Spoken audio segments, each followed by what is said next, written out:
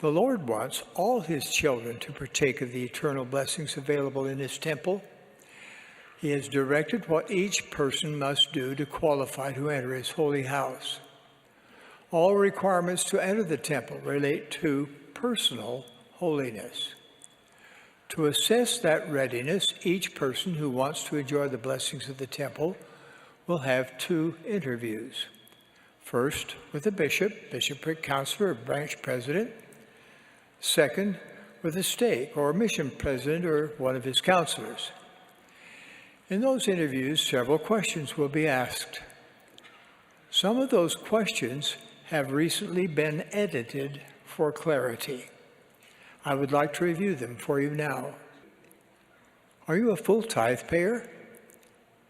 EPA employees are told that the money will be used after the second coming of Jesus Christ or during Armageddon right before he would come again. The IRS would not view these as legitimate tax-exempt purposes.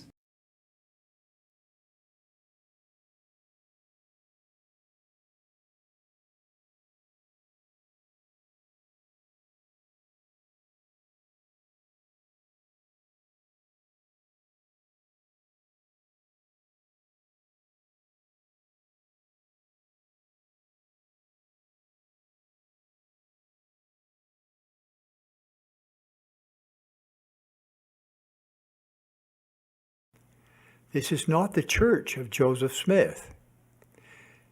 This is the church of Jesus Christ.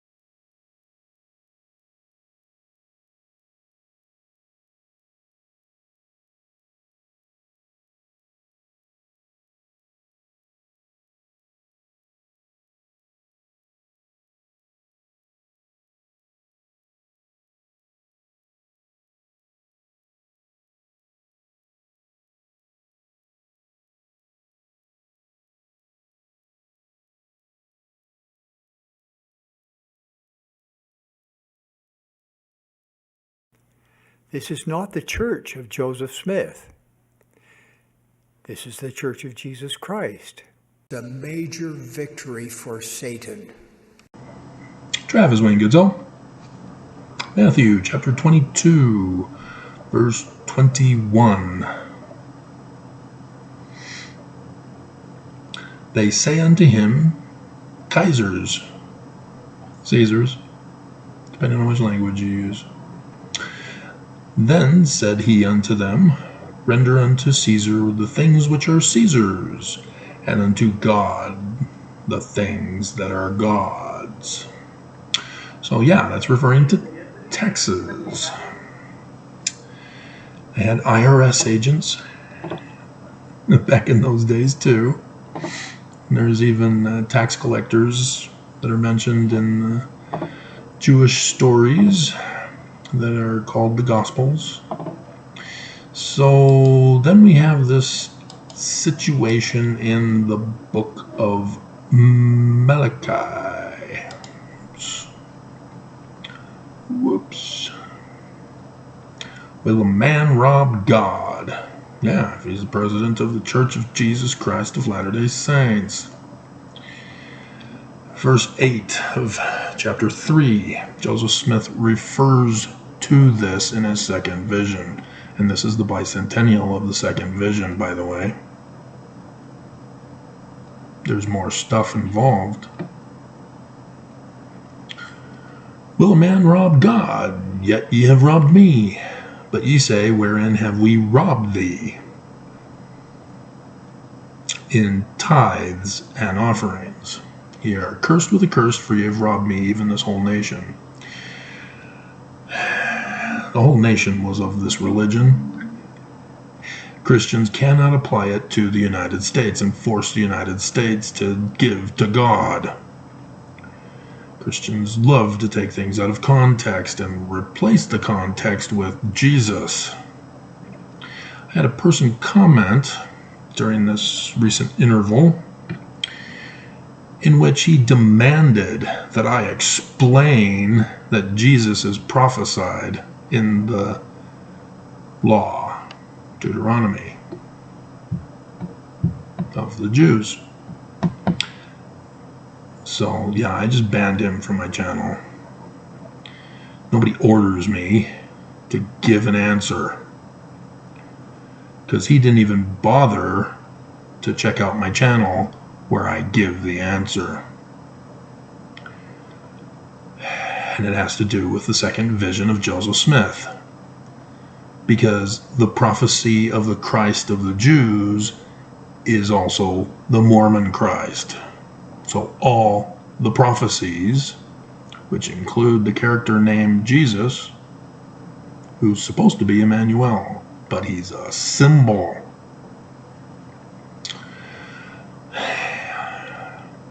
is to be the prophecies of Joseph Smith's Christ. And he tells us in section 103, verse 16, he's going to be born and raised in the Mormon church in the latter days. When a Danite wrote that it's going to be named the Church of Jesus Christ of Latter-day Saints. Section 115, Nelson said it over the pulpit of conference. We are the great and abominable church. See, a Danite framed Joseph to say that this is the name. You have to watch my videos. Don't think you know better than me. Don't think you're going to order me to explain what you think I'm wrong about. You're wrong. Beam and mote. You first need to learn before you demand that others know what you supposedly know. That's why I teach you guys in my videos, rather than get upset with you because you don't know Paleo-Hebrew. Nobody knows Paleo-Hebrew because I deciphered it. So it'd be kind of mean of me to get mad at you because you don't know Paleo-Hebrew. Nah, nah, nah, nah, nah.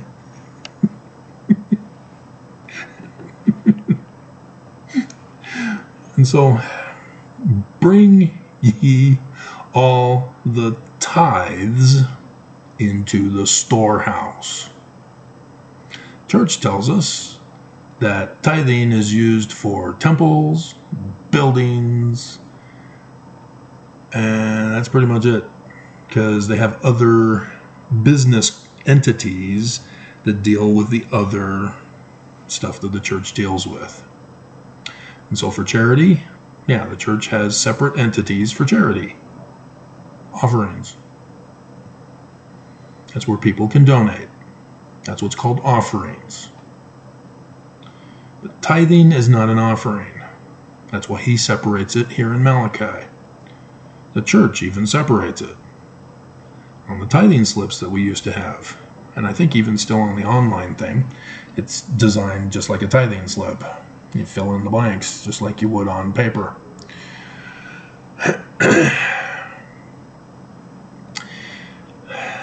It's tithing and then other offerings. And so even the church is making it very clear, tithing is not a donation. Mormons are forced to pay, and they are forced to pay exactly 10% of all income they receive, even though that's a violation of their own fraudulent document, blaming Joseph for it, on tithing. Section 119. Yeah, that came out after Joseph's death because Brigham Young wanted to use tithing to extort Mormons to pay him. So yeah, you couldn't go to the temple, even the brand new Nauvoo temple that he purposely waited to dedicate until the anniversary of the Illuminati, May 1st. Pissed off a lot of Mormons with that. But he became king in January of that year. Gave himself a second anointing.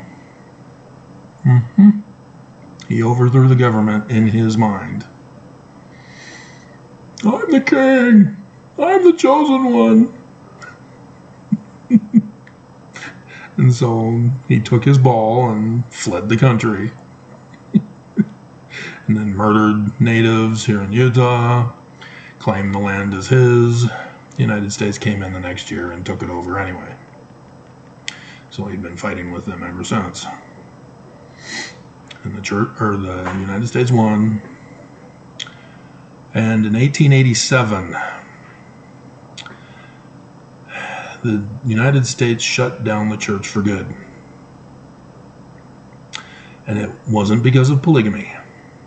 It was because of the tithing racket and the Perpetual Immigration Fund, which, yes, were helping to perpetuate polygamy, sex trafficking. So yeah, with the establishment of tithing after Joseph's death, Brigham Young, in order to steal the women to come with him to the valley, had them spiritually sealed, because it's illegal in the United States at that time, always has been, to him, his 12, and other such Danites who had already gotten their own extra wives and were sealed by either Brigham or Heber C. Kimball, as they would later go on to claim that it was Joseph and forge such documents to make it so, said Willard Richards. He was the forger.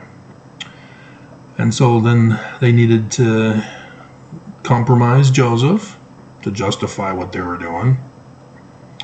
And so they had my third great aunt, as well as 22 other women, sealed to Joseph Smith. And they then were sex trafficked out of the country into Mexico territory here in this valley. And when the United States took over the land from Brigham Young, he sent a terrorist threat letter to the United States, and they sent in the army and delayed the building of the Salt Lake Temple. But Brigham Young, in 1849, the very next year after the United States took it over, started the Perpetual Immigration Fund. He incorporated it. Didn't incorporate the church until 1851, where he declared all Mormons publicly must practice polygamy in defiance and rebellion against the United States. And but the Perpetual Immigration Fund was to again obtain more money for him to pay for his mansion, for his wives, and all lived together. So Oaks, October 2019, trust in the Lord. Yeah, listen to it again and think of Brigham Young. So there's your answer. You don't need to trust in the Lord. There's your answer. Y'all have to live together. Deal with it. It's coming next year. 8 April 2024. That's the start of the millennium. The church are planning and plotting for it. They've waited 200 years, and they've been buying up everybody to do it. And so this Perpetual Immigration Fund was to get the poor Mormons who were unable to come with the rich Danites because they had not paid back their loans to the bank that Joseph started and thus collapsed it, and thus got Joseph in trouble because they didn't pay back the loans. But he got out of jail, and then they started the Mormon War and the election fraud, and got Joseph locked up again in Liberty Jail, framing him as they forced judges and the sheriff to sign affidavits saying that Joseph Smith was responsible when it was the Danites, led by Brigham Young at the top.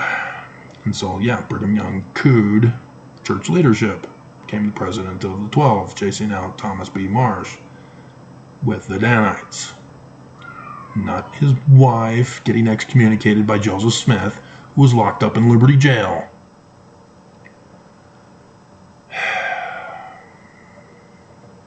Just unbelievable. And so, the poor Mormons were human trafficked.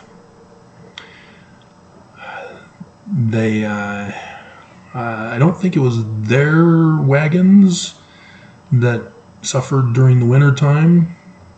I think it was the European saints when they were trying to get across the plains, that those were the Martin, Willie handcart companies and such that struggled during the winter. I'd have to go back and check, but not part of the discussion for this video. But to understand, that's what the Perpetual Immigration Fund was used for. To first get the rest of Mormons who had been converted to the Church of Jesus Christ of Latter-day Saints, not Joseph's church, but because Brigham Young said, oh, it's Joseph, that's the name he gave. We've corrected, it's in the documents that we stole.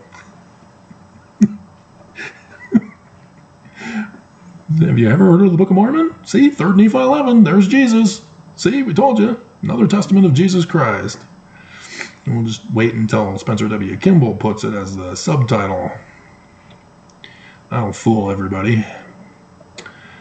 And so, they didn't know any other church to go to but the name. And since Brigham Young was a leader of that name church, they went with him. And so, they were forced to pay it back. They had to work it off. Just like the Asians who are human trafficked to come to America. They get the first people to pay to travel over here, but then they have to pay off the debt from the loans they get to live. And so they're put into slavery to pay off the debt that they can never pay off. And then they also get put into slavery to pay for other family members to come over to America through this criminal operation of human trafficking. And that's what Brigham Young was practicing. And so it's a big deal still to this day, as the church was also involved with it. Why do you think they were all about not having raped girls get an abortion? Why are they so anti-abortion? It's because they want to give the babies to good Mormon households with a male and female parent couple. So when gay marriage started, the church backed out of their adoption agency of human trafficking. Plus, it was also coming under scrutiny that the family services for the church was forcing girls to have the baby and not giving them the option of adoption or abortion. So the church is behind the overturning of Roe v. Wade as well. And so that's what the United States was shutting it down for, is that once these Mormons paid off their debt, they were granted citizenship in America. Brigham Young does not have authority to do that, only Congress. And so that was also an illegal problem that the United States had to shut him down for with the Edmunds-Tucker Act in 1887. And so the church still continues to practice tithing, extortion, protection racket to this day. And with Nelson ordering Mormons to practice polygamy, they're trying to find a loophole around the law. And that's what they're doing with the IRS, is because the IRS agent in the 60-minute interview informed us that technically a religion is expected to at least make an attempt to give charity of 2 to 5%, and came out and had to confess that the Ensign Peak advisors couldn't even pull that off to satisfy the law, or at least the IRS law. Again, render unto Caesar's what is Caesar's. If the church wants to be 501c3 tax exempt, they are required to give charity in order to qualify. And so they're not rendering unto Caesar by, if you have done it unto the least of these, my brethren, you have done it unto me. Putting Caesar as Jesus in that example. The church refuses to follow the law. The church refuses to give charity, to help the poor and the needy, the sick and the afflicted. They refuse. Any money they do give, I've done gazillions of those videos. It is a business transaction that the church profits from. They retain the gift. If you do not know your Bible stories, you do not understand. This is not a religion. This is a criminal operation. They are using the loophole in the law to claim to be a religion so that they can commit crimes, because they don't have to report to the IRS where they get the money from and what they spend it on. There is no audit being done to the church, so they can be held accountable to make sure that they're following the law, and then punishing them for all this time having violated it. And so tithing is supposed to be used for the poor, but the church doesn't use it for the poor.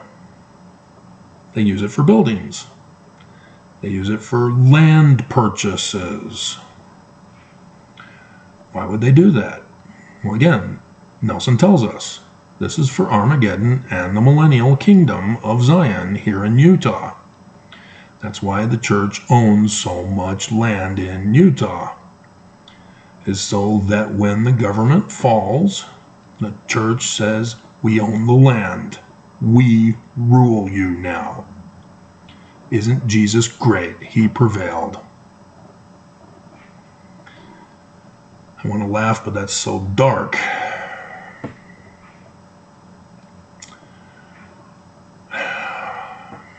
They're from the Illuminati, and yet all they are dark, without any level of light whatsoever.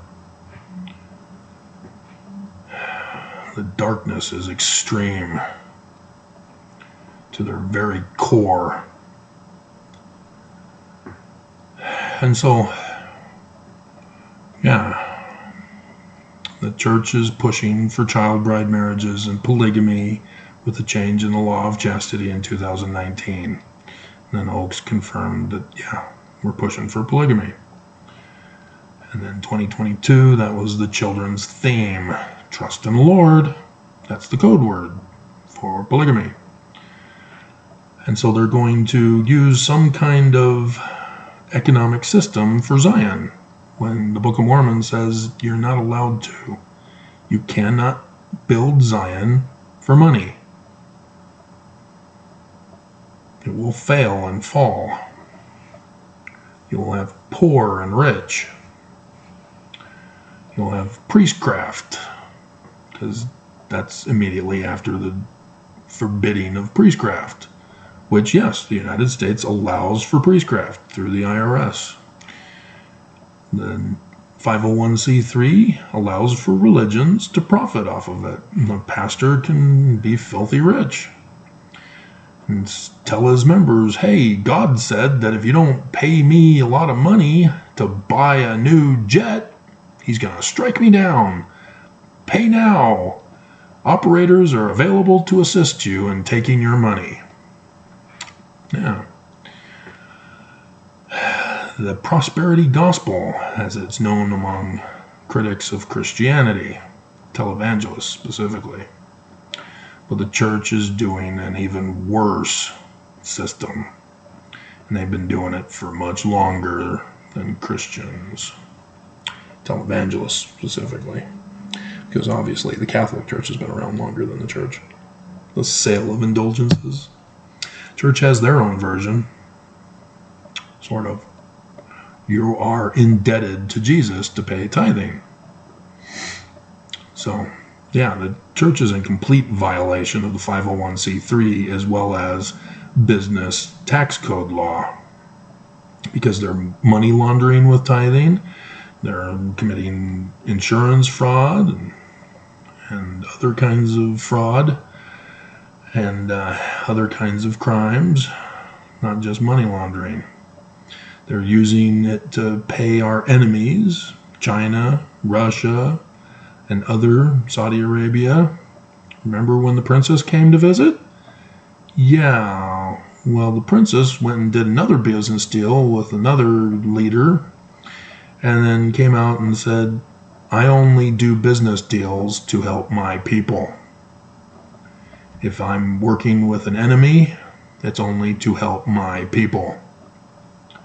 So when she was with the church, she wasn't there to learn from the church. No, she was there to help her people. There was a business transaction that transpired.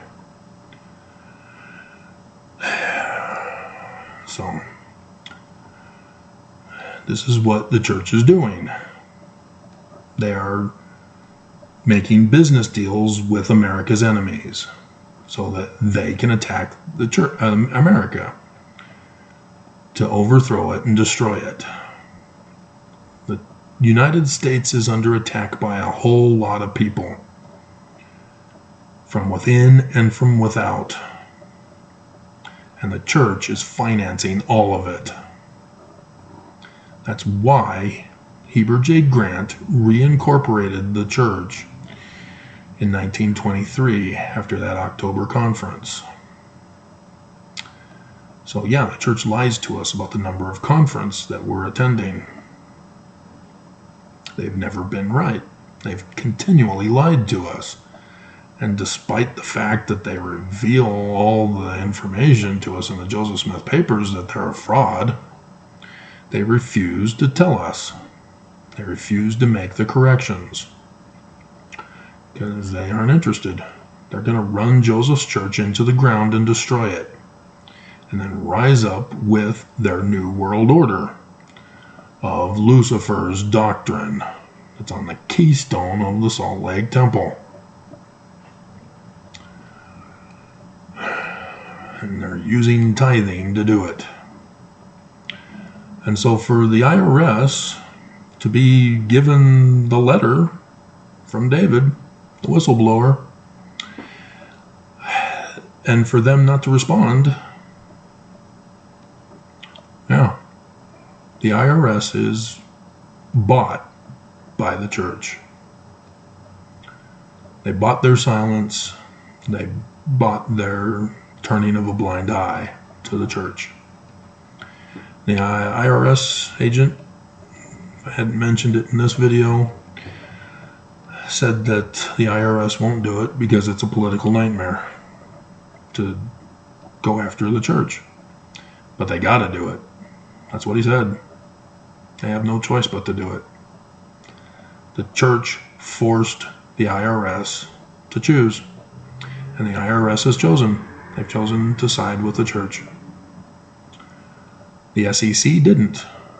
But as we learned, they were working with the church for years for some kind of an arrangement to settle the situation. And so the settlement, not the fine, church doesn't want to call it a fine, was for just $5 million. So the church are continuing to do it with all the other operations that they've got going.